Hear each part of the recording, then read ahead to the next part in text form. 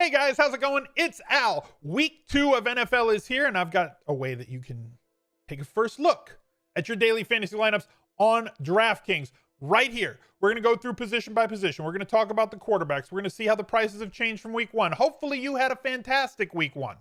I really do hope that you did. We already did a recap. That video is posted. If you haven't, go check it out.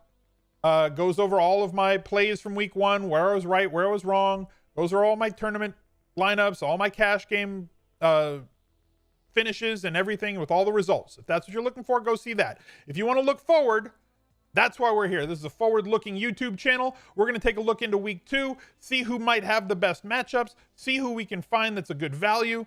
I do think that there's a lot more values in week 2 on DraftKings than there were in week 1. So let's take a look at how we can build these lineups here in week 2.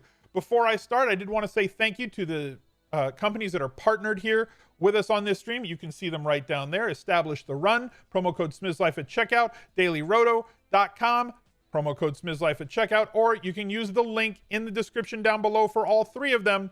Rotogrinders.com, you can use the URL rotogrinders.com/SMIZLIFE.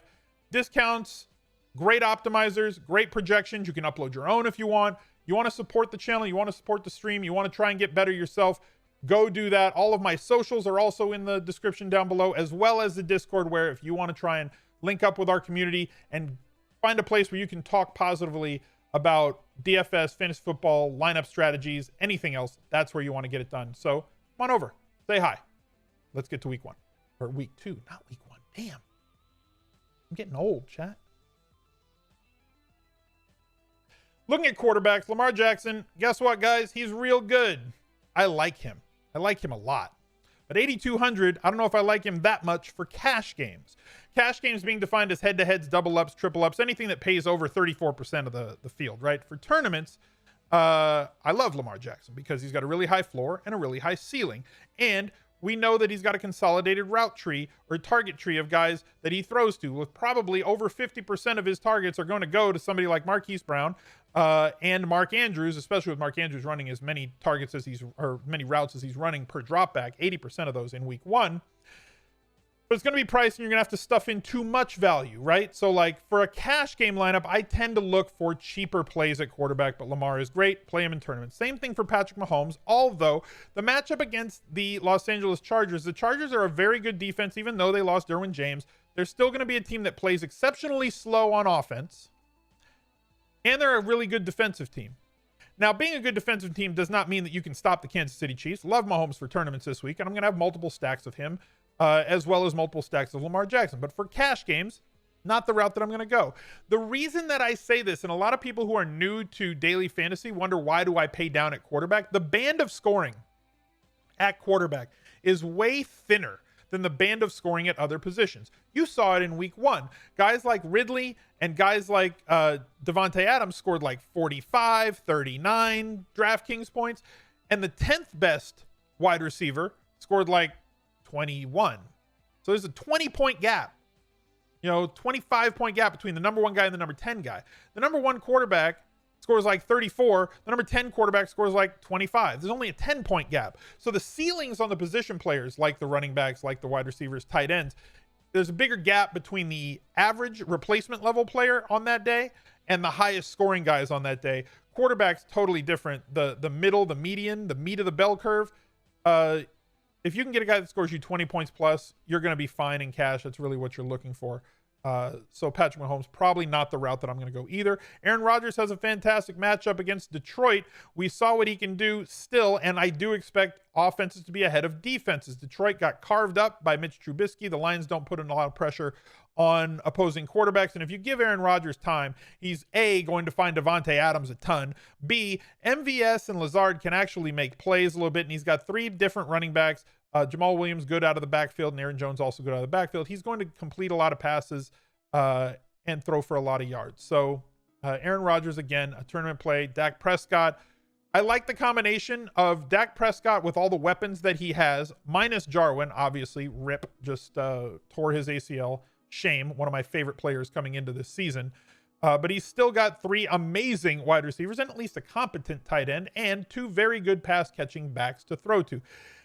I love the fact that his price is 6,800 as opposed to 8,200 for Jackson and 7,700 for Mahomes, because I honestly believe that Dak Prescott over the course of this season is going to put up fantasy numbers that is at least comparable to these two, and sitting at 900 and 1,400 less. I think he is cash game viable at 6,800, as is Josh Allen at 6,700. I would love to find guys that are sub 6K. Like, it used to be that like 5K to 5,500, you could find guys that were going to get you 20 points on DraftKings. They've changed their pricing up, and as they change, we have to shift as well. It's now this 6 to 7K range that I usually sit to find a cash game quarterback that has a high floor with also a high ceiling. Josh Allen clearly has that.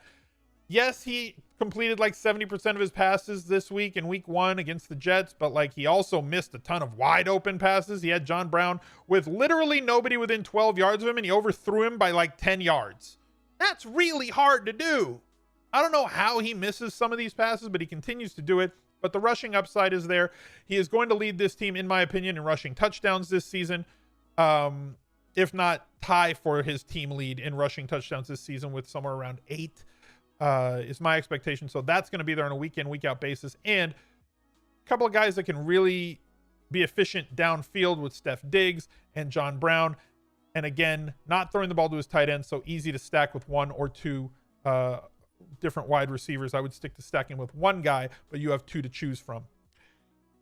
Matt Ryan, candidate for 300 yards every single week. This game does look like it's going to shoot out. If you want to go with Matt Ryan for a tournament, I'm fine with it. And again, you know who he's going to throw to. There are 3 main guys, and if you want to throw Gage in there because you're feeling spicy and you want a little bit of a value play, fine, I get it, but I expect Gage to fall behind Hurst in targets by the time the season is over. Julio, Ridley, both viable stacking options for Matt Ryan.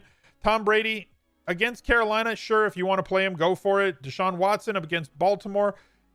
He can have a big day. This team's going to give up a ton of points every single week, and Deshaun's going to get his yards, and he's going to score touchdowns both on the ground and through the air.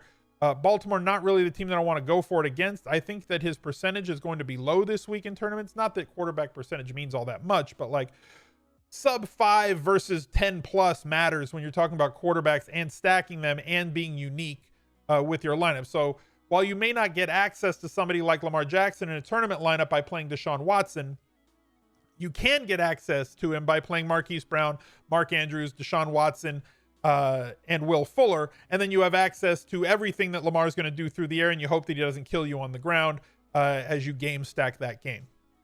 For me, the way that I want to go in week 2 is Kyler Murray. I am not expecting another 100-yard rushing game. We definitely aren't expecting him to kneel down out of the shotgun and take away the 100-yard bonus. But at 6,100, he's sitting at the same price point that Cam Newton was for us in week 1. Yes, Washington has a great offensive or defensive line, and Arizona has a bad offensive line, but that really does not affect things because of the way that Arizona runs their offense and how mobile and how much they move Kyler Murray with their rollouts and waggles and play action and everything else. So will he get sacked? Sure, a couple times. But like, were you fading him in week 1 because San Francisco's no pushover in their front 7 either? They get a ton of pressure on opposing passes. He completed 26 of 40, very efficient. He also ran for 95 yards in week 1. If they are committed to running Kyler Murray around 10 times a game this season, that's 160 rushes on the year, that boosts his floor. And at 6,100, if you can tell me that he's going to get me 20 plus points, which I think he gets against Washington, as they're not going to be the most efficient defense through the air. He does have Hopkins, he does have Kirk. Larry Fitzgerald is still extremely efficient for a 72-year-old wide receiver, and his running back, Kenyon Drake, is also very good out of the backfield. Kyler Murray can get you those 2 touchdowns, 250 yards, 60 yards on the ground, more than enough to pay off this. So Kyler Murray is going to be my first look quarterback on the week. At running back, there's a couple of guys, and I would love to be able to stuff 2 of them into this one lineup, but the way that things are shaking out right now, it looks like I'm going to go with a more balanced approach. Christian McCaffrey at 10K is fair. You want 30 points, you want to put him in your lineup, go for it. You're going to get 25 to 35 most weeks this year. At 10K, though, I think he's a bit restrictive. Maybe as the week goes on, injuries are going to happen, especially soft tissue injuries that we've said before. We've seen it constantly throughout week 1. Week 2 is probably going to be no different. Don't go crazy over Wednesday practice reports. Thursday and Friday, way more important, with Friday being the most important. If somebody is injured and opens up some glaring value at wide receiver, I will be more than happy to pivot and shift to Christian McCaffrey. But at 10K right now on Monday, it's a bit much. The guys that I really am focusing on, Ezekiel Elliott, favored at home with the usage that he got in week 1 and the usage that we thought he was going to get. He got 3 receptions on 4 targets, rushed the ball 22 times. 25 touches a game for Zeke is going to be amazing. This offense is going to be amazing. It has a game total of over 50 points. Atlanta just gave up 2 passing touchdowns to Chris Carson in week 1. They're not going to be good against running backs this year, especially not on the road, especially with as efficient as an offense as Dallas is going to be. And what's going for Zeke more than anything else this year, in my opinion, is that he is going to run against light boxes pretty much every single down. You can't put 8 guys in the box when they've got CeeDee Lamb, Gallup, and Cooper available for them on the outside. He's going to be running up against 6-man boxes pretty much all season long, maybe 7-man boxes max. Because if you fill the box, they're going to hit you outside. If you cover the outside for the big plays, Zeke's going to rip off chunk yards inside. So I think he's viable. I want to find a way, I aspire to find a way to play both Ezekiel Elliott and Derrick Henry. At 7,900, I think is just as good a value as Zeke. Maybe a little bit less reception upside, but we haven't seen him play this year. It is my hope and dream that Derrick Henry gets 1 screen pass a week. I just need 4 targets. Can I get 4 targets? Just 4. Not even make him run complicated routes. Just call a screenplay every quarter, once a quarter, every game. And let's just see what happens when you get a big boulder like Derrick Henry rolling downhill with blockers in front of it, probably going to rip off chunk yards. So for me, Derrick Henry is my preferred high dollar running back play. I'm going to plug him in right now and move on. Edwards-Helaire had a great game in week 1. The usage was fantastic, and it was upside down. We thought he was going to get a ton of usage in the passing game, but not in the running game. I still think he's viable for week 2. Dalvin Cook, clearly viable for week 2. He's going to get fed. Aaron Jones in a part-time role, considering how many snaps he plays. It was encouraging to see that he was the running back that was inside the 5. He got multiple inside the 5 carries this year, in week 1, which is what he was last year when he scored a ton of touchdowns. Going to be interesting to see how they use him as the weeks go on, because the attitude of free Aaron Jones, is he going to be unleashed? But it doesn't look like it, because Jamal Williams is still kind of a thing. Eckler did not see the targets. I'm in wait and see mode against him. Historically, Tyrod has never thrown the ball a ton to his running back, but he's also never had a massive pass catching running back. And Eckler is one of the best in the league at receiving. They should be playing from behind in this game, but they're going to play really slow. He did get 20 touches in week 1. I need to see him get 6 targets a game. I need to see him get 15 carries and 6 targets. If he does that, he's worth the 6,500. Already 500 down from his salary in week 1 to week 2. But I need that to change. Mostert saw more targets than we basically ever seen him see, with catching 4 balls on 5 targets in week 1 against Arizona, taking 1 of them all the way to the house. So if he's going to be a guy who gets 4 targets a week, I'm going to love Raheem Mostert at 6,400. But there's so much value right now at the sub 6K range. 1, Kenyon Drake is 5,900. I'm not playing him in this lineup. Probably going to have a big allocation on him because I know which guys I can fit. You guys see the cover photo. You see the thumbnail. Jonathan Taylor. The question mark with Jonathan Taylor was twofold. 1, Marlon Mack's in front of him. What type of usage is he going to have? Unfortunately, Marlon Mack tore his Achilles tendon in week 1. He is going to miss the season. So that hurdle is now out of Jonathan Taylor's way. That's no longer a thing where somebody's going to usurp 60% of the carries and Taylor might get 35 or 40%. Now Taylor's going to get the lion's share of the work behind this offensive line that should be playing from ahead and is favored and at home here in week 2. He's only 5,700. The second thing that people didn't think was, well, he never caught any balls when he was at Wisconsin. So why would he catch balls when he goes to the pros? He's not utilized as a pass catching back. So all you can carry or commit on for him is that maybe he scores a bunch of touchdowns. He's a great athlete, but we don't know that he can catch. Well, guess what? In week 1, after Marlon Mack went down, he caught 6 balls on 6 targets. Guess who else didn't catch balls when he was at Wisconsin? James freaking White. Wisconsin doesn't throw the ball to their backs. And that leads to a little bit of bias when it comes to people's analysis. Well, he didn't do it in college, so I don't know if he can do it in the pros. He didn't do it in college because that's the system that he was in. So Jonathan Taylor here, with as efficient as Green Bay was running the ball in week 1, 150 yards, 5 yards a carry, multiple touchdowns on the ground. Jonathan Taylor looks like a slam in play to me at 5,700 here in week 1 for volume and value. If we can get 15 points out of him, what do you need for 15 points? Think about it, chat. What do you need to get 15 points? 110 yards from scrimmage, not 110 rushing yards. 110 yards from scrimmage and 4 catches, no touchdowns. 70 yards rushing, 35 on the ground, or 35 through the air on 4 catches. Those seem like pretty modest numbers for 5,700 running behind that offensive line with a quarterback who throws to backs as much as Phil Rivers does. And the third guy that I want to look at, like I said, there's a ton of guys in this range. NYHEIM Hines had a big week in week 1. I think we know who NYHEIM Hines is, right? I don't think he's going to get those inside the 5 carries. He did catch 8 balls in week 1. Weird that the Colts lost a game that they didn't punt. That's a whole other story.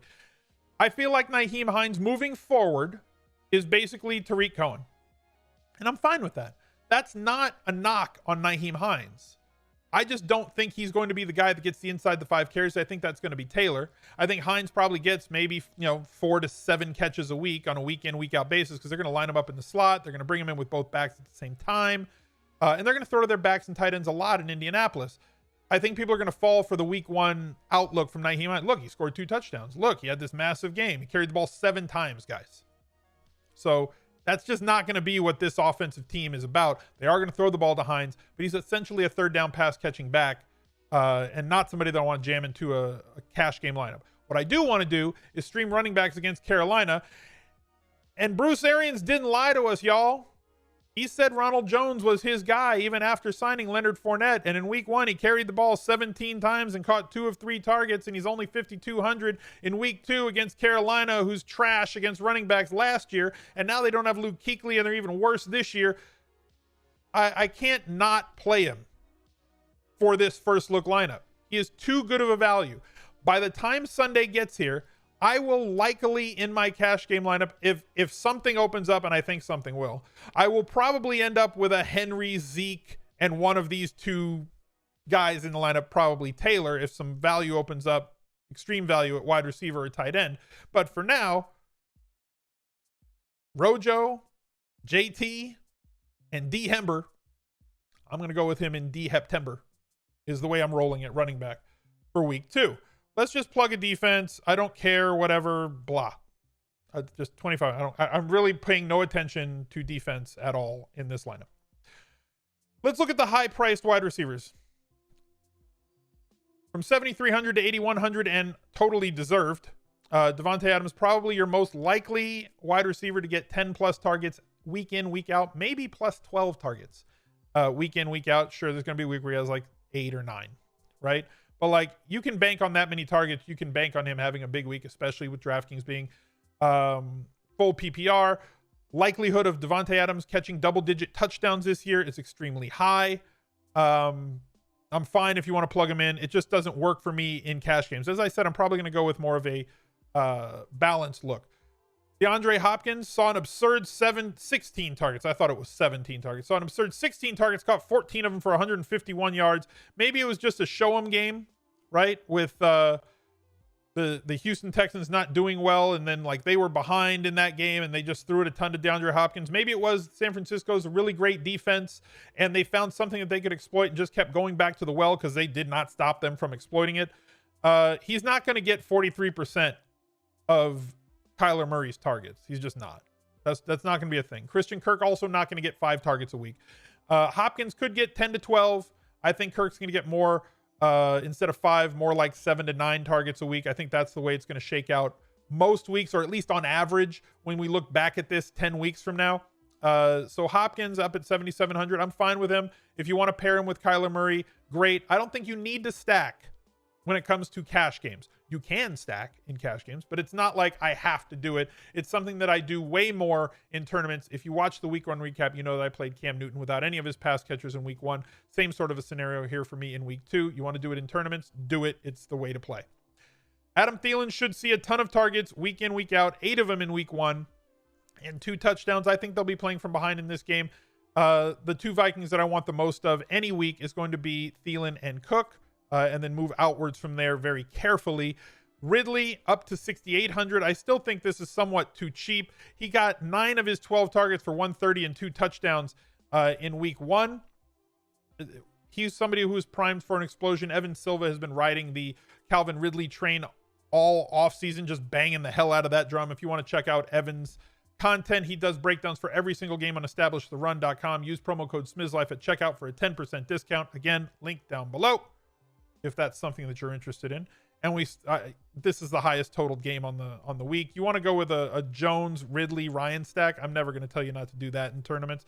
But again, we're focusing on a cash game build here. And this is the range where I'm finding an awful lot of guys that I think are too cheap. I believe that Juju Smith-Schuster is too cheap at 6,500, but I'm going to wait and see how he's utilized with Ben in week one. He could end the week as one of the higher clicked on wide receivers, just based on how cheap he is, and he could be a 10 target a game guy with this Pittsburgh offense taking a massive step forward in 2020 from 2019 with Big Ben back. Steph Diggs caught the majority of his targets, 8 of 9 in week one for 86, but not a big play, no big splash play from him yet. Those will be coming. Again, if you want to stack him with Josh Allen in tournaments, go for it. Allen Robinson against the Giants, fine. Robert Woods had himself a nice game against Dallas on Sunday Night Football, 6 of 8 for 105 and 14 yards on 1 carry. But down here is where I kind of want to focus. DJ Moore at 6,300 had a very disappointing week one in terms of his outcome. But his volume was extremely encouraging. He had 4 receptions for 54 yards, 9.4 points. People are probably upset, and they're going to avoid him in week two. They're not going to click DJ Moore because he didn't explode in week one. But if we look underneath that, we saw that he still had 9 targets. 9 targets for 6,000 or 6,300 is a very, very good amount. And I talked to you guys a lot about end zone targets, and DJ Moore had 2 of those in week one. I think he is a fantastic buy low candidate here in week two. But Will Fuller's 6,300 also, playing against Baltimore. They're going to be behind the whole game.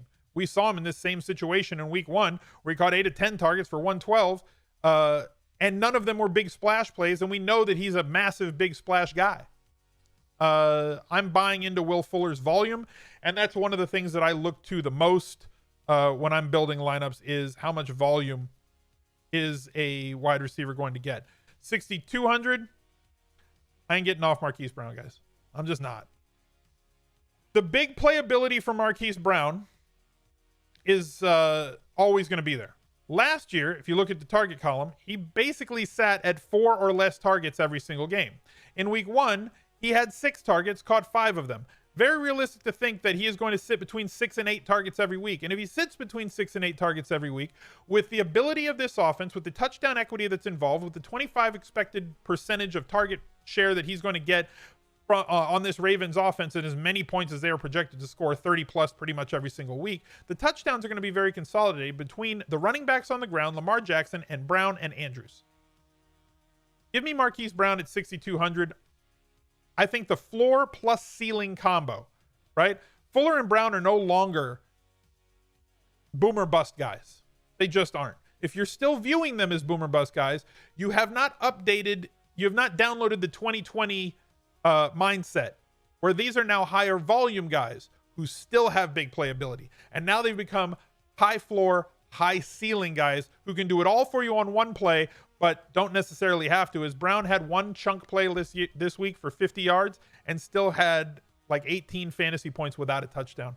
So get used to high floor, high ceiling when it comes to those guys. Now moving to tight end, because I want to keep it a little bit under wraps. I don't want you to know exactly which tight end I'm going to use here. Top guys in terms of routes run per quarterback's drop back in week 1. Travis Kelce, as expected, elite tight end. George Kittle, as expected, elite tight end. Mark Andrews, as expected, elite tight end.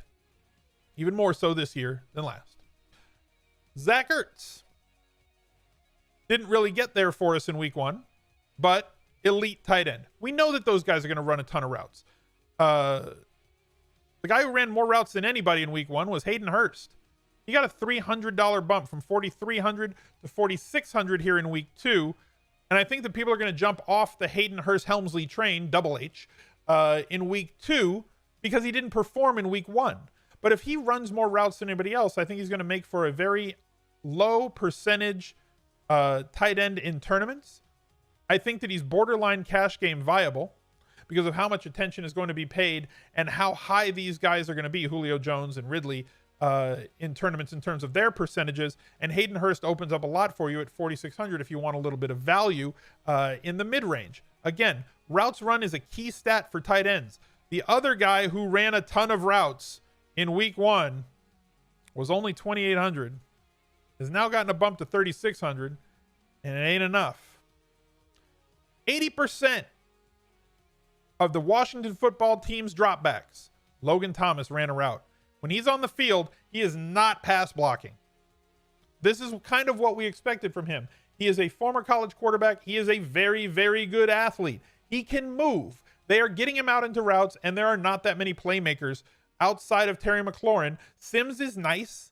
I like him. But in terms of being a large target and somebody who can get you end zone targets as well, Logan Thomas definitely fits that bill, and at 3,600, he's a fantastic punt for me. If I'm looking for 10 points, week 1, he caught 4 passes for 37 and a touchdown. If he just gets that volume, right? 4 catches, 40 yards, that's 8 fantasy points. I want 10. So if he misses value with no touchdown, he still gets me 8 points. That is opening up a lot of money for me to spend at other positions. It is also not costing me a lot in terms of tournament upside, because what happens if he catches a higher percentage of balls than 50%? He had 8 targets in week 1 on those 25 routes or whatever that he ran. If he catches 6 balls, everything's off the table, and 3,600 is absurdly cheap for somebody who we thought was going to get a lot of targets in this offense, and week 1 confirmed that. I'm fine with like a realistic 8 to 9 points with him without getting into the end zone. And if he does get into the end zone against Arizona, who was a team that we were targeting pretty much every single week last season, I expect them to be improved against the tight end spot in 2020. But improved means going from the worst team ever to still a bottom 10 team against the position. The matchup is good. The volume was great in week 1. Let's hope that it holds in week 2. 6, 7 targets, very possible. 4 or 5 catches, very possible. If he does that, he'll reach value. If he gets into the end zone, he's an absolute smash. I'm plugging in Thomas. That leaves me with $6,500 to spend on any one of these wide receivers. I can fit Juju Smith-Schuster if I want. I can fit Robert Woods if I want. I can fit DJ Moore if I want. For me, it's going to be right here. It's going to be Bob Woods. That's who I'm going with. The Rams offense, I think, is going to be good enough to keep people from being able to double. I don't think that they're going to have anybody that can just sit on him. They're utilizing him and moving him around. They're getting him easy catches and letting him operate. He is somebody who's never sexy, right? He's never that guy that you're like, you know what? I'm totally going to roster Bob Woods this week. That's what I'm doing. The difference is he just gets out there and produces. 100 yards in play. 80 yards is very realistic. 6 catches, very realistic. I'll take 14 points on the lockup with 25 points on the upside here for 6,400, and I really like my chances with this lineup. If I want to go uber value, if some opens up at wide receiver, that'll allow me to upgrade somebody like Rojo to a Zeke, and that might be the route that I go. But right now on Monday, I love the looks of this first look lineup. Kyler Murray, Derrick Henry, Jonathan Taylor, Will Fuller, the 5th. Marquise, Hollywood Brown, Bob Woods, Logan Thomas, Rojo, random defense, don't care. Hope you guys enjoyed the video. Look out for something else. I'll catch you later. Bye. He's a legend.